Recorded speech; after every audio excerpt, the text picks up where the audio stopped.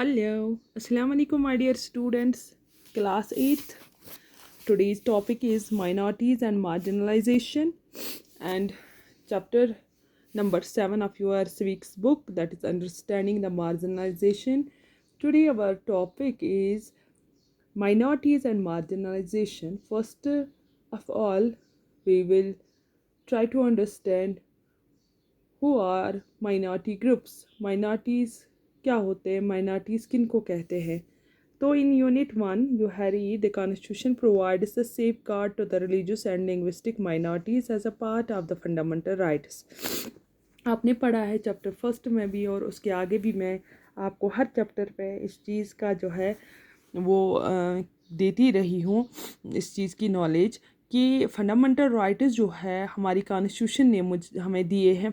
कुछ fundamental rights हमारी constitution दिए हैं for the safeguard of our religion.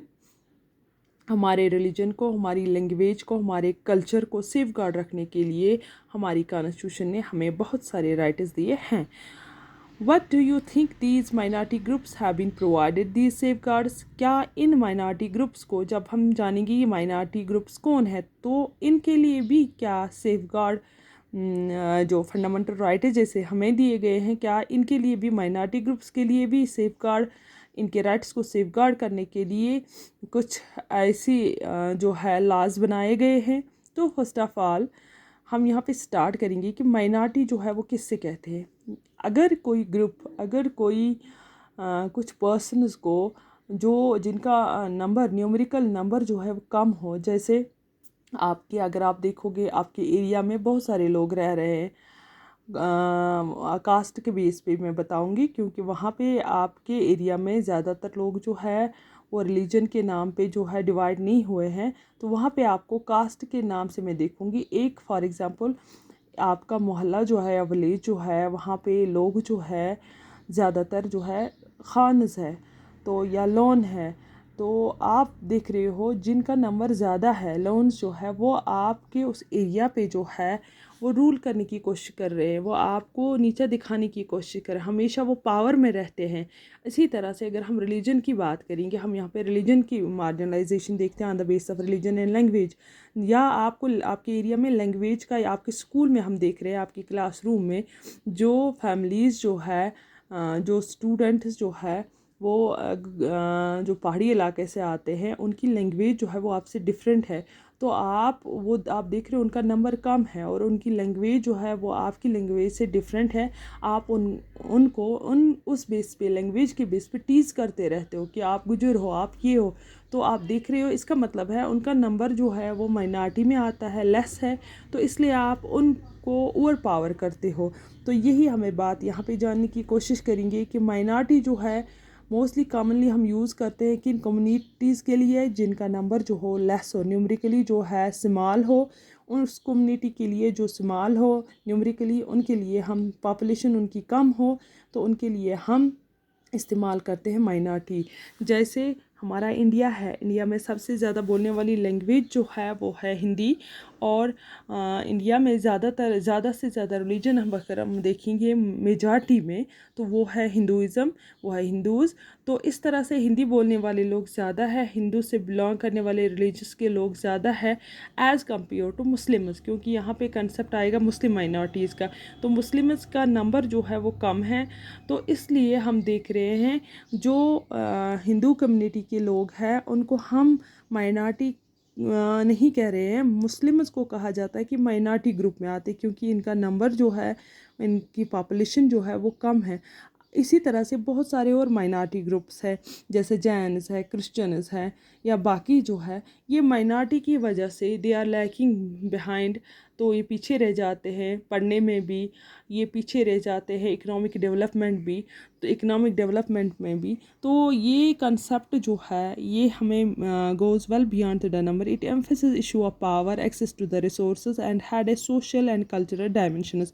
तो इस माइनॉरिटी की वजह से लेस पॉपुलेशन में होना, माइनॉरिटी में होना, इससे हमें क्या असर पड़ता है कि इशू ऑफ पावर रहता है। जो मेजॉरिटी ग्रुप होता है वो ओवर पावर करते हैं इनको, ये अपने रिसोर्सेज को इस्तेमाल नहीं कर सकते, पूरे रिसोर्सेज का फ़ायदा नहीं उठा सकते। इनमें सोशल और कल्चरल डायमेंशंस होते हैं, सोसाइटी में भी ये पीछे रह जाते हैं और इनका कल्चर जो है वो अलग थलग रहता है। तो इस तरह से ये माइनॉरिटी ग्रुप्स जो है ये डेवलप नहीं हो पाते हैं। As you read in Unit 1, the Constitution recognizes that the culture of the majority influences the way in which the society and the government might express themselves. In such cases, size can be disadvantage and lead to the marginalization of the relatively similar communities. मैं यहाँ पे आपको समझाने की कोशिश करूँगी कि हमारी जो आपने पढ़ा है कॉन्स्टिट्यूशन ऑफ इंडिया जो है उसने सबको इक्वल राइट्स दिए हैं, लेकिन जब हम यहाँ पे बात करते हैं माइनॉरिटी की, तो जो मेजॉरिटी ग्रुप होता है सोसाइटी में उसका पूरा इन्फ्लुएंस पड़ता है, उनके कल्चर का, उनके रिलीजन का पूरा इन्फ्लुएंस पड़ता है इस माइनॉरिटी ग्रुप पे। तो इस तरह से हम देख रहे हैं इसके ये बहुत सारे डिसएडवांटेजेस है। जब हम माइनॉरिटी ग्रुप्स देख रहे हैं कि उनको जो मेजॉरिटी ग्रुप है वो ओवर पावर कर रही है, मेजॉरिटी ग्रुप को ज़्यादा फ़ायदे मिल रहे हैं, माइनॉरिटी ग्रुप जो है वो पीछे रह जाती है। तो इस तरह से हम देख रहे हैं यहाँ पे लाज का पूरी तरह से जो है इस्तेमाल नहीं हुआ है, और हम देख रहे हैं इसके बहुत सारे डिसएडवांटेज है। सबसे बड़ा डिसएडवांटेज जो है हम यहाँ पे मार्जिनलाइजेशन करते हैं, तो इस कम्युनिटी का हम मार्जिनलाइजेशन करते हैं। दस safeguards are needed to protect the majority communities against the possibility of being culturally dominated by the majority। तो इस तरह से ये कल्चर के हिसाब से, रिलीजन के हिसाब, मेजॉरिटी ग्रुप जो रहता है वो कल्चर के हिसाब से, रिलीजन के हिसाब से, लैंग्वेज के हिसाब से इस माइनॉरिटी ग्रुप को रूल करता है, इसको दबा के रखता है। तो ये डेवलपमेंट्स इनको नहीं होती है। तो हम देख रहे हैं इस तरह से इसकी सबसे बड़ी डिसएडवांटेज जो है मार्जिनलाइजेशन है। तो हमें इन चीज़ों को नज़र में रख के जो है इनके, जैसे हमारी कॉन्स्टिट्यूशन ने बहुत सारे राइट्स दिए हैं, तो हमें ये सोचना चाहिए कि हमें इनको सेफ गार्ड रखना है। There should be needed a safeguards. तो यहाँ पे हमें इनके राइट्स को प्रोटेक्ट करना चाहिए माइनॉरिटी कम्युनिटी को। तो जितना भी पॉसिबली आपको लगे कि कल्चरली ये लोग जो है डोमिनेट कर रही है मेजॉरिटी इनको, तो इनके सेफ गार्ड के लिए, इनको प्रोटेक्ट करने के लिए, इनकी डिस्क्रिमिनेशन को ख़त्म करने के लिए जो है इन कम्युनिटीज़ को जो है सर्टन कंडीशन में, these communities are smaller in number, ये बहुत कम है तादाद में हमारी सोसाइटी में, इसीलिए ये पीछे रह गए हैं। लेकिन हमें इसके लिए कदम क्या उठाना है? अगर ये पीछे है तो दे फील इनसिक्योर, तो ये अपने आप को कम, पॉपुलेशन में भी कम है तो कमतर समझते हैं, तो ये इनसिक्योर अपने आप को, इनको डर रहता है अपनी ज़िंदगियों का, ये अच्छी तरह से नहीं रह पाते, इनको हमेशा थ्रेट रहता है कि हम हम इनसिक्योर है। तो यहाँ पे डिफरेंस है between majority and minority communities को, तो इनको ये हमेशा ख्याल रहता है कि हमें जो है माइनॉरिटी ग्रुप्स की तरफ जो है मेजॉरिटी के लोग सारे डेवलपमेंट्स का जो है वो जो फ़ायदा ले रहे हैं, तो माइनॉरिटी ग्रुप्स जो है इनको कोई फ़ायदा नहीं है, पीछे रह जाते हैं। तो इसके लिए इन चीज़ों को, इनके राइट्स को प्रोटेक्शन करने के लिए, सेफगार्ड करने के लिए our constitution has provided the safeguards. तो हमारी कॉन्स्टिट्यूशन जो है कमिट करती है कि हम इंडिया की कल्चर को, डाइवर्सिटी को, क्योंकि इंडिया जो है it's a multilingual, multi cultural, multi religious country, तो हमारी कॉन्स्टिट्यूशन जो है हमें प्रोवाइड देती है ऐसे लाज, वो कमिटमेंट करती है to protect the India's cultural diversity and promoting equality and well justice to all. वो हमें प्रॉमिस करती है हमारी कॉन्स्टिट्यूशन कि हम इंडिया की कल्चरल डाइवर्सिटी को, जो डाइवर्सिटी है कल्चर के बेस पे, लैंग्वेज के बेस पे, रिलीजन के बेस पे, हम उस चीज़ को प्रोटेक्ट करेंगे। हम उस चीज़ को जो है कल्चरल डाइवर्सिटी को प्रोटेक्ट करेंगे। हम एवरीबडी, हर एक के राइट्स को, फंडामेंटल राइट्स को सिक्योर करेंगे। तो every citizen of India can approach the court if they believe their fundamental rights have been violated. मैंने आपको ये बताया कि पिछले चैप्टर में आपने पढ़ा कि अगर किसी के राइट्स को वायलेट किया जाता है तो उसको हक है कोर्ट में जाने के लिए, कोर्ट में अपील करने के लिए कि उसको अपनी कॉन्स्टिट्यूशन ने जो राइट दिया है इक्वलिटी का, या राइट दिया है कल्चरल डाइवर्सिटी यहाँ पे नहीं है, राइट्स जो दिए हैं फंडामेंटल राइट्स जो दिए हैं उसके राइट्स को वायलेट किया जाता है, तो उसको अपने फंडामेंटल राइट्स को वायलेट होने से बचाने के लिए कोर्ट का दरवाज़ा खटखटाना चाहिए। तो उस तरह से वो देखेंगे कि मार्जिनलाइजेशन जो है किस बेस पे की जाती है, तो इनके लिए जो है हमारे कॉन्स्टिट्यूशन ने कैसे फंडामेंटल राइट्स दिए हैं।